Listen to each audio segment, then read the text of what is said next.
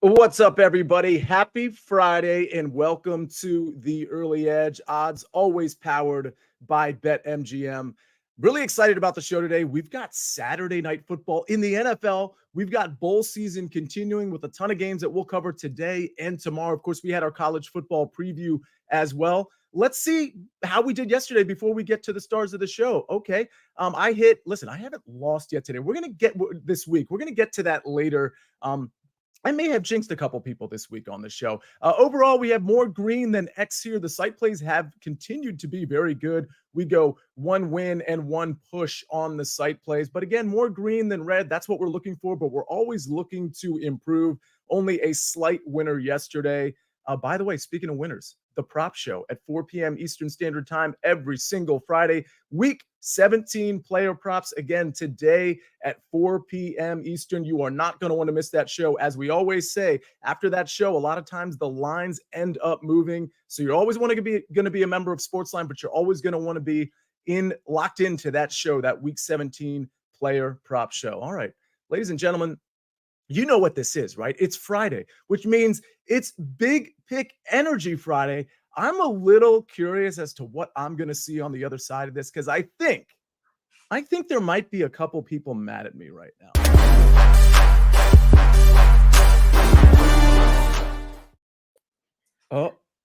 We got some movement here.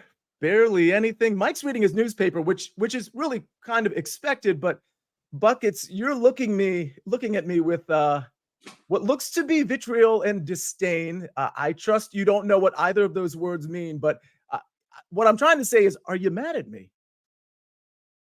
He's on mute. This is a bad start. This is an even worse start than yesterday. It's a tough day, man. Don't try to confuse me with big words like virtual and disdain. I'm not here for that. I know that I'm wearing my silly goose sweater, but I'm not feeling like a silly goose today. Sia, you broke one of the 10 commandments of the betting world. You cannot talk about a hot streak during a hot streak. You mentioned that I'd hit my last 5 plays in a row, which is awesome. But then I had to watch Arsenal lose 2-0 to West Ham when live it was a minus 1,500 for our bet to cash. So Sia, I just want to say thank you for ruining my hot streak. And in return, from one friend to another, I want to bring up your hot streak because I don't think you've missed a bet yet this week, if I'm not mistaken, correct?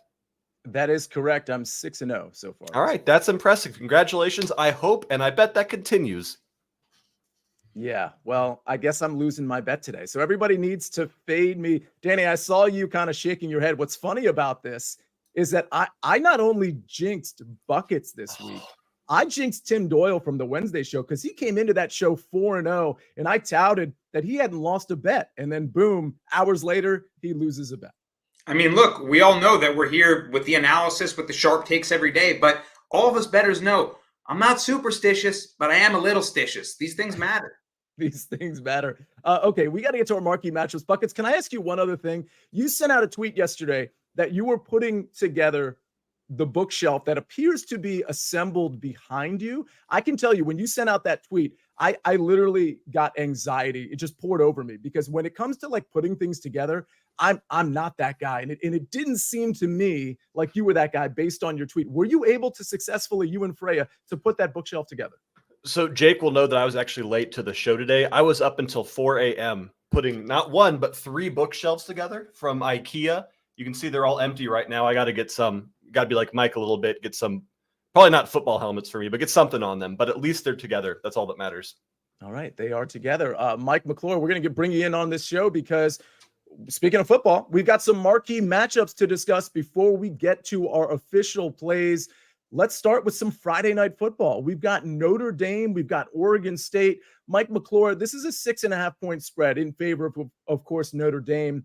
We've got a 41.5-point total. I think if you're not following bowl season, you know there's a lot of these teams have a ton of opt-outs, a ton of maybe some injuries here and there, transfer portal. Unfortunately, in this Notre Dame-Oregon State game, we've got a lot of that, and it starts at the quarterback position. No DJU for Oregon State, no Sam Hartman for Notre Dame, a lot of other key players out here. Oregon State really actually going with their third string here, although he does have some experience. Notre Dame with their second string.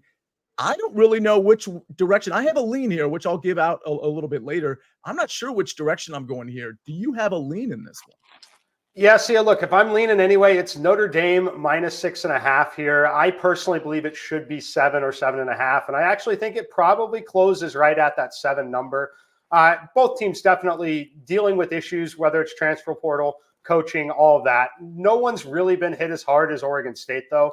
When you lose a coach like this, going to Michigan State, not only the starting quarterback, but the backup, both of them in the transfer portal, and their top running back, Martinez. He was fantastic for them all season, really extended drives. They leaned on their defense, played a certain style of football, one that I don't think they're going to be able to replicate quite as easily. And I'm not sure what the motivation, frankly, looks like there. I know some of the kids, a lot of them obviously still playing for future jobs there, but it is an uphill battle. On the other side, for Notre Dame, I actually think they've got really good running backs and ground game that's going to help the young quarterback who, frankly, looked okay at times when he was able to play. So I think this is Notre Dame or nothing here for me, up to that key number of a touchdown of 7. Yeah, I'm going to agree. It's probably Notre Dame or nothing for me. I mean, I really went back and forth, but I do think offensively in particular, Oregon State's identity is so tied up with DJU and him not being there. I do think it's a big difference in terms of like how that offense is going to operate. Obviously, we're not going to see a ton of offense in this game, but I would lean to Notre Dame. It's always a question though when you have a 41.5 point total and you have a spread that's like touching or at least nearly touching a touchdown. So it's a no play for me. Ultimately, let's see what happens with the line before kickoff. If Mike is right and this thing gets up to like 7.5, I may have to go Oregon State there. But again, probably not touching this one. I'll tell you, this next game we're going to talk about, though, at 8 o'clock. By the way, this Notre Dame-Oregon State game is at 2 o'clock today. I might have said Friday night. The Friday night game is going to be Missouri-Ohio State. That's at 8 o'clock. This one, I have a lean and I have a play in an official play. I'll wait on the official play. But, Mike, I want to hear from you here. We've got Ohio State -4.5. It's a 49-point total. We know from an opt-out standpoint and just from transfer portals and things of that nature, Ohio State, they're not going to have McCord. They've got Devin Brown in there, which is just interesting. He's been on the team. I'm not sure how good he is. Missouri's, most of their team's intact. They got a couple injuries on the defensive side of the ball. 49-point total, 4.5 point spread here. Any leans in this one? For me, it's going to be Missouri plus 4.5. I like the motivation there. The question always becomes with Ohio State, how good are the guys that have been essentially on the bench or playing limited number of snaps? Typically, they're very good because they recruit very well up and down, and some of them just need opportunity, right? So that's always the question mark. I think the motivation is extremely high. I love the coaching staff for Missouri. I love what they're building there. And it's a very difficult conference that they play in overall. They played a number of tough games. They were a team very much like Kansas State that you saw last night. That team, yes, they had and racked up a decent number of losses throughout the year, but they were competitive in a ton of big games against a ton of big schools. Very easily could have been 1 or 2 lost teams overall. So I like Missouri getting points here. I want to see it first on the Ohio State side. I know you're betting against, again, elite talent anytime an Ohio State football team takes the field, but the running game and frankly the passing game too, I just like Missouri. I think they're highly motivated, and this win would mean a lot to that program. Yeah, I agree. And we still don't have a ton of clarity on some of the key players for Ohio State that are actually playing in this game. So if you're looking to play the spread here, I mean, listen, if you have an idea of who's going to play, then go ahead and bet this game. But you could also wait until like an hour or so before kickoff, get a better idea and play it at that point. I would also lean to Missouri. I do think Ohio State is a little bit more motivated than people think. But Missouri, this is clearly like more of a Super Bowl game for them as opposed to the Ohio State Buckeyes. So something to consider there. I have an official play on this game, and it doesn't touch the spread. It actually touches the total. So stay tuned for that. By the way, Shamir Rahim. I thought that said, he's in the chat. He says, shout out from Canada. For a second, I thought that said Shamir Ram, and I was thinking golf. By the way, the Century Tournament of Champions, it's next week. We're going to start having golf picks on this show. We're going to have the early wedge coming back in about less than a month here. So look out for golf picks and look out for buckets too. Buckets, what did you have to say? I got a real quick question. I'm a bit late on this. Was that called the Frosted Flakes Bowl, the last one we just covered? It is the Tony the Tiger something. Yeah. You know what's funny about that? I saw that yesterday. I was doing a show and we talked about that, and we got into a conversation about favorite cereals. And I went back to like childhood cereals because I think that's more fun, like the sugar cereals we all ate. So let's go around the horn here. By the way, if you have a favorite cereal, put it in the chat. I'm going to start. Lucky Charms for me. I ate Cocoa Krispies, Cocoa Puffs, you name it, all the sugar cereals, Cookie Crisp. It was Lucky Charms that was my favorite. Danny, I'm going to you next. This is a particularly nostalgic question for me because my mom wouldn't let me have any of the high sugar cereals. She was getting the dusty Kashi boxes at the top of the shelf. So when I went over to my friends' houses and I got to experience Cinnamon Toast Crunch, I mean, holy smokes, what a life-changing experience. So it's got to be the Toast Crunch for me. Okay, that's really good. Mike, I'm going to you next, but let me tell you something. A cereal that doesn't get enough credit that is so good, yet so underrated, it's in the Cinnamon Toast Crunch genre, Golden Grams. Golden Grams are delicious. Mike McClure, your favorite cereal as a child? For me, it would be the Lucky Charms, although I would have to be honest with you. I ate many of the sugary cereals across the board. So, I like them all, but I'll go with the Lucky Charms. Those little marshmallows, really enjoyed that. And Buckets, you brought us to this point here. I love the cereal chatter. We talked about Pop-Tarts a little yesterday. Let's go with sugar cereals. By the way, it's the Tony the Tiger Sun Bowl. So, I mean, I get all of these confused. Tony the Tiger, Frosted Flakes. Is it Frosted Flakes Buckets, or is it something else that you love? I'm a bit of a weird one here. I've got a tie between two. The first one being Cocoa Puffs, Sia, because I was always cuckoo for Cocoa Puffs as a kid. But the kind of surprise one, the dark horse here, Post-Select Blueberry Morning. My favorite food on the planet is blueberries. So anything that you throw blueberries in, I'm here for it. Wow. All right. Those are good selections. CID says Special K. That's not fun at all. You may as well have said cornflakes. Like, come on, we got to do better than that. Waffle Crisp, I have never heard of, Capper Taylor, but it sounds delicious. All right.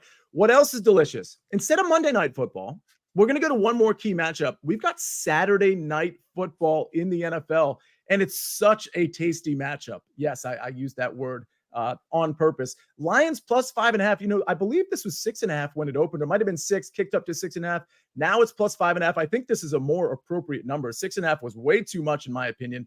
We've got a total of 52.5. I believe this is the highest total on the entire Week 17 slate. Wouldn't surprise me if this kicks up to 53, to be honest with you. Mike McClure, we were on HQ on Monday night, and we talked about this game specifically. Share with everyone your thoughts, or maybe your thoughts have been modified since then. Yeah, so I lean the Dallas side here. It's not something I'm electing to play a ton. However, I will include the Cowboys money line in a parlay this week. I think they definitely end up winning this game. I think bouncing back for them is going to be significantly correlated to playing at home, indoors in the controlled environment. Now, Detroit is a team that also enjoys playing indoors in that controlled environment, but I think it's a good bounce back spot for Dallas. If you want to isolate their team total, and in the first half of the game, I think that's fine as well. On the Detroit side, capturing the number 1 seed is very, very much a long shot. Remaining healthy, very much the goal now that they've clinched. I personally think there's a little bit of a hangover from them clinching a playoff spot in this particular matchup here. So I'm actually a little low on Detroit. I made the number 6.5. My total is exactly 52. So relatively close to where it was opening. If this were to get down to 4.5 at some point, then I would be interested in the Cowboys side.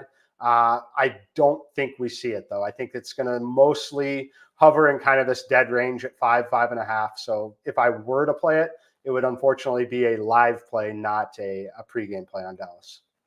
Yeah, I like the Lions here. I mean, I understand the splits, especially when, and Mike, you kind of chronicled this on Monday on HQ, but the splits, not when it comes to Jared Goff, because I mean, I think those splits are a little less relevant since he gets to play in a dome. And Danny, I'm coming to you next. But Dak's splits, specifically the Cowboys, I mean, they definitely poured on at home, but I don't think that means necessarily that Detroit can't keep pace with them, especially with what I think is a dual threat running game and passing game. But there are a lot of sharp people that just think the Cowboys are going to blow out the Lions here. Danny, what say you? Oh, and by the way, before you open up about this Lions-Cowboys game, we've got about a 5-to-1 ratio, actually even greater, maybe 6-to-1 for those who are watching versus those who have hit the like button. Let's try to get that to like a 50-50, 2-to-1 split if we can. Everybody hit the like button while Danny is telling us who he likes, the Cowboys or the Lions. Well, the debate about the spread is super interesting. So I'll go to the total and give you guys another take there. Totals that have been above 50 or more in the last 2 years, 27 and 12 to the under. It's a 69% rate. And getting in front of the under, or backing the under in this game sounds like a terrifying prospect.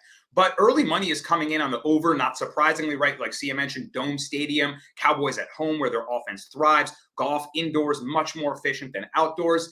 Yet the total came down from 53.5 to 52.5. So maybe some reverse line movement in the market. I kind of want to see what happens, but it feels like everyone's going to bet the over, yet the total's coming down. So weirdly enough, due to the trends and perhaps a perception there's going to be more scoring than there actually might be in this important game for both clubs, I lean under, funny enough. Mm-hmm. Yeah, I think the under is probably the sharp play here. I know Rick Funcannon, by the way, that's just the most elite last name, Rick, and I know you're a big supporter of this show. I know you've already hit the like button. He likes the Cowboys team total over 28.5. Normally I might be on that side, but Danny, to your point, I'm starting to feel like, to me, if Detroit wants to win this game, I think they have to establish the run. I think they have to keep Dallas off of the field. And I think David Montgomery and Jahmyr Gibbs go a long way into covering this spread, but perhaps getting this total down from, let's say, 52.5 to like hitting the under, maybe a 47 total points, that kind of thing, a 27 to 20, maybe like a 24 to 23 type game. So that's probably what I'm looking at as well. Where can you place these Dallas Cowboys or Detroit Lions bets? BetMGM. Well, that's certainly one place. BetMGM has all the action for every sports fan. New BetMGM customers can sign up today and get a first bet offer up to $1,500. If your first bet loses, you will receive up to $1,500 in bonus bets with bonus code EDGE1500. That's EDGE1500. All right. Ladies and gentlemen, we got to get to our official picks. Buckets is seeking revenge against the sports books. He was on fire. I jinxed it yesterday. We're going to try to start a new streak. But before we do that, Buckets, by the way, I'm sorry. Before we do that, we have to hear a message from our partners. There's more than just pride on the line. It's a top-of-the-table Old Firm derby. Celtic, Rangers, Saturday on CBS Sports Network. All right, we are back, and it's time for you, Buckets, to give out another play. I'm not going to say anything. I'm not like, normally I'll lead in with how hot you were or something about how good you are at soccer, but I'm just going to let it lie. What do you have today for the people? See, if you're going to say anything, it just needs to be you calling me out for a showdown on this one. That's the only thing I'm okay with you saying on this play. But we're going to the English Championship today in a match between Southampton and Plymouth Argyle at 1 p.m. this afternoon. I know that there's Italy's Serie A this afternoon, but I am not touching a single one of those games. That's not where we're going to find the value today. There are only 3 guarantees in this world: death, taxes, and Plymouth Argyle getting absolutely rocked when they are on the road. This Plymouth side is terrible when they're not in front of their home fans. They are a newly promoted side to the English Championship, and frankly, they are outclassed through and through here. We have seen them concede 3 or more goals already this season in single matches to Ipswich Town, to Cardiff Town, to Middlesbrough, and to more, and I think it happens again this afternoon. I'm taking Southampton over 2.5 team total, which means Southampton alone has to score 3 or more goals this match at -110, and I would not be shocked if this is the kind of match that does end up ending 4-0, 5-0, maybe something crazy like 6-0. Southampton is just way too good at home, and Plymouth is just appalling on the road. Wow, appalling indeed. The road home splits. We go from Jared Goff to Southampton. I absolutely love that transition. All right, great pick, Buckets. Again, I'll leave it alone. We'll go to my pick. So I talked about this Missouri-Ohio State game, which again is tonight at 8 o'clock. We got games really throughout the day, but this one is the last game of the night tonight. Let's see if I can keep, I'm going to just try to put the jinx thing away. I haven't lost a bet this week, and I think I'm going to continue. And I'm saying this only to just get people in the sort of mindset that maybe this jinxing thing isn't really a thing after all. We'll find out tonight after the first half, because I've got a first half under here, 24.5. Listen, Missouri puts up a lot of points, yards per play, points. I mean, if you just look at the box scores, they are loading up on teams in the 30s pretty frequently. But this is Ohio State. This is a different defense. And I really feel like both of these teams, particularly in the first half, are going to be more in a feeling out process. I mentioned the term Super Bowl. I do think this is one of those where you don't want to lose the game early, especially on the Ohio State side where you have Devin Brown coming in. And I got to be honest, I'm not so sure Devin Brown is a very good quarterback. I could be wrong there. We haven't seen a lot of tape on Devin Brown, but it's just one of those things where I don't think Ohio State is going to want to roll him out, especially if Marvin Harrison isn't playing in this one. And frankly, even if he is, I don't think he plays a full allotment of the game. I think we're going to see a lot of the backup receivers in this game. But the long and short of it is, I think Ohio State plays sort of not to lose in the first half. Make sure Devin Brown doesn't cost you. Lean on the defense. And I think Missouri is going to do the same thing. I think Missouri is going to move the ball here and there, but I think it's going to be sporadic. And again, because of that feeling out process, I really like the first half here as opposed to the full game. I also lean to Missouri here in terms of the +4.5. Let's see where that line ends up. I'm going to wait on that. But give me the first half under here, 24.5 at -122. If you see this at 24, that's okay too. The push is certainly in play. But at 23.5, if you see this under at 23.5, just wait. It will tick up to 24 at the very least. So do not take this at 23.5. I'm okay at 24 as long as the juice is -110 or shorter. And again, at 24.5, really like this number at -122. All right. Well, that's my pick for college football tonight. Let's see if I can keep the streak alive. And speaking of streaks, the SportsLine site picks, they've actually been quite good over the last few days when we really just started putting them on the screen here during the early edge. And I don't think we have a loss there either. I think we're 3-0-1. Whoopsies. Okay. Clemson -3.5 at the Gator Bowl. That's at 12 o'clock today. So that's in an hour and a half. Correct me if I'm wrong there. And then we've got Ole Miss. This is the Peach Bowl. Ole Miss +4.5. This game is tomorrow at noon. We've got Ole Miss +4.5 in this one. Okay, those are the two site picks. And by the way, if you want to get these picks early, where do you go? You go to sportsline.com. If you haven't joined, you go to sportsline.com/join, and you will get 60% off our annual plan as long as you type in promo code winners. 60% off the annual plan. Type in promo code winners for all the picks early. And by the way, SportsLine, for all of you that already know, it's not just a pick site. We got a ton of data and DFS material behind that paywall as well. All right, Danny Brasco, we're looking to the NFL and we're looking to get on some of these lines now. We've got a Sunday card. You've got two games you want to talk about. Let's hear it. Let's get into it. By the way, I'm super impressed with my colleagues today. Buckets, Death, Taxes, and Plymouth Argyle. Sia claiming jinxes aren't real. What a Friday we have. Let's win some NFL bets, and let's kick it off with two underdogs. Guys, I'm going to bet a lot of dogs going down the stretch of the season here. I'm trying to stand in front of the public. The public was winning at a historic rate to open the season. So closing the season, I expect them to do poorly, and I want to be on the opposite side. And that begins with the Saints +2.5. Now, SportsLine members, you got this when I put it out on the site at +3. Just a couple hours later, Sharp Action moved this line. So you guys probably did it yourselves. But now they're 2.5. I'm still willing to take it here. Obviously, 3 is a way better number. If you want to buy that half point up to -130, you can. I don't love the juice. I think they win this game outright. I'm expecting people to be high on Baker and the Bucs. They're on a 4-game win streak. And I get it. They looked great against the Packers. They dominated the Jaguars. But the Packers have been a very odd team this year. They've had a lot of duds of performances. And the Jaguars were just an injury-ridden team. That was a shell of Trevor Lawrence. Their defense is super banged up. So while Baker and the pass game has looked really nice and may be able to expose the Saints, I'm not buying it. I think the time that you want to buy Baker is as an underdog, not as a favorite. And take a look at his splits. I mean, the guy is certainly a lot worse as a favorite than a dog. Same can be said about Derek Carr. As a favorite, 20, 37-2 against the spread. As an underdog, 52-46 against the spread. No one's going to want to buy Derek Carr, but with a healthy Chris Olave, this pass attack is dangerous. And basically, you see the line making the Saints an even team, pretty much neutral. You're not even giving the full 3 points to the Bucs at home here. So look for the public to back the Bucs. I'll back the Saints in an unlikely win for the NFC South division with everything on the line here. Next up, another ugly, ugly dog, and I'm going to go with the Arizona Cardinals. +12. I gave this out actually on the opposite end, +11, and they're up another point. Well, I'm expecting the public to be all over the Eagles in a blowout. But Kyler Murray is actually 15-6-2 against the spread as a road underdog and 12-10 straight up. He's getting double-digit points here. Now, the concern and the caveat is that he's been sick this week and he's been held out of practice. But it's been deemed as a holiday bug by head coach Jonathan Gannon, who's going to want to get a win here against the Eagles. And I think that Murray will be good to go. Right now, the Eagles 0-2-1 against the spread as favorites of 7 or more this season. And I don't think they deserve to be laying that against anyone with this porous secondary. Kyler Murray, Trey McBride, those guys over the middle connecting, I think they can score in this Eagles defense. So while the Eagles, I do expect them to win this game, laying double digits has not been a profitable endeavor for them. I'll take the road dog, Kyler Murray, in a profitable spot and hold my nose to cover this plus 12.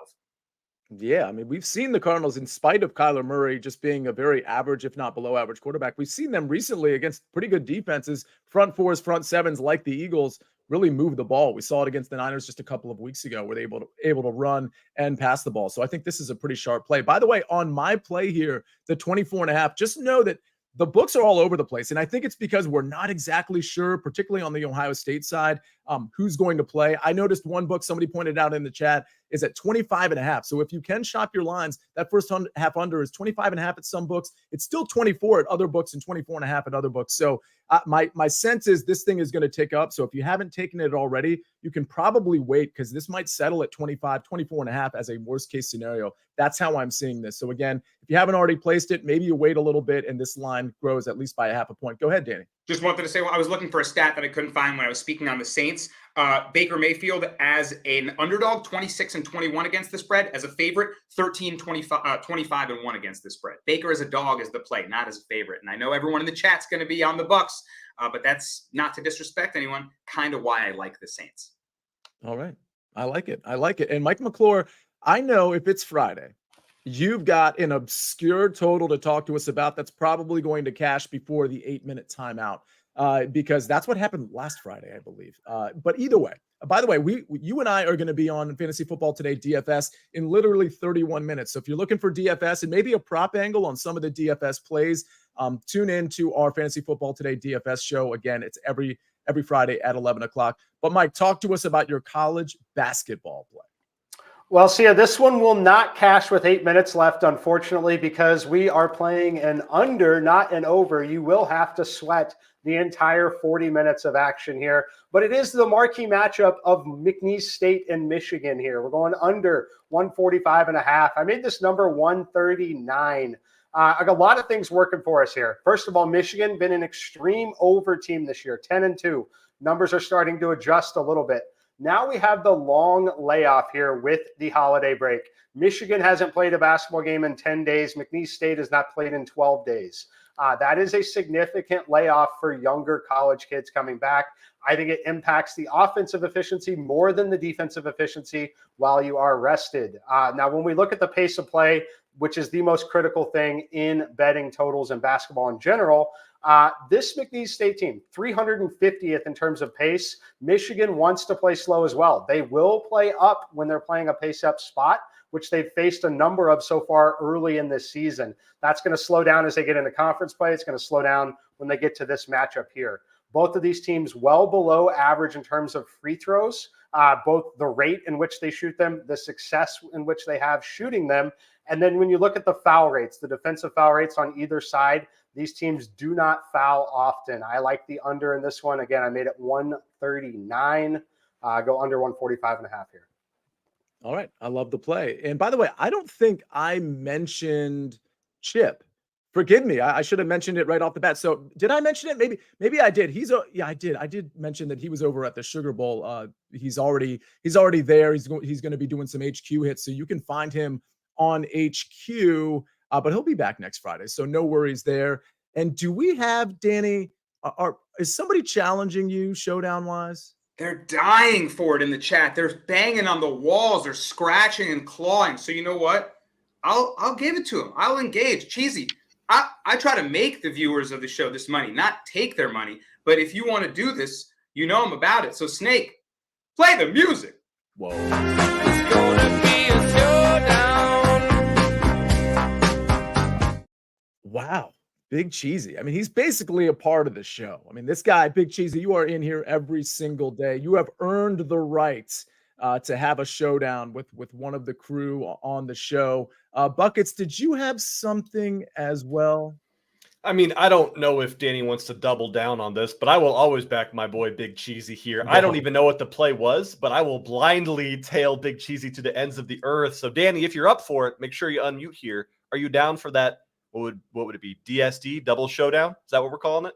I mean, showdown me on something else. I'll have like 7 more NFL picks. I'm going to triple down on the Derek Carr. It doesn't sound that great, to be honest. But I am confident. I like the play, but I'm not putting my 6 units on it. Yeah, that's understandable. Fair. Very understandable. It's not hard to find Danny's picks on SportsLine or on the early edge. So you got plenty to choose from there, Buckets. Speaking of plenty to choose from, let's take a look at the recap screen. Let's look at our picks. Missouri, Ohio State, first half under 24.5. Again, I think you can wait on that. I think it settles at 24.5, but clearly some books are posting 25.5 right now. I also have a lean to Missouri in that game. Danny Brasco has the Saints on Sunday plus 2.5, and he's got a showdown for it. Cardinals plus 12 and minus 108. Like those contrarian plays. Mike McClure, Michigan, McNeese State under 145.5. Bucket, Southampton team total over 2.5. And we got our site plays, Clemson minus 3.5. And then tomorrow at 12, I believe, we've got Ole Miss plus 4.5. All right, we had a showdown. We had plenty of picks. We had plenty of leans. We talked about some of the marquee matchups, including the Saturday night game, Detroit and the Dallas Cowboys. I'm sure we'll have more picks on SportsLine when it comes to that. I'm sure one of you or some of you are going to tweet at me and say, hey, we got a first touchdown score for that game. And I'm sure I will respond to that when I come up with one. A long shot indeed. Ladies and gentlemen, that's our show. On behalf of Mike McClure, Danny Brasco, Buckets, Jake the Snake on the ones and twos, we're wishing you a great weekend, a great Friday. I'll see you next Sunday for our NFL kickoff show, but don't forget the player prop show today at 4 o'clock. And I believe we have Inside the Lines later today as well. Thank you for joining us. Have a great weekend. Stay positive. Say hi to a stranger. Give somebody a high five. I'm the Counselor of Cash. This is the Early Edge, and we rest our case.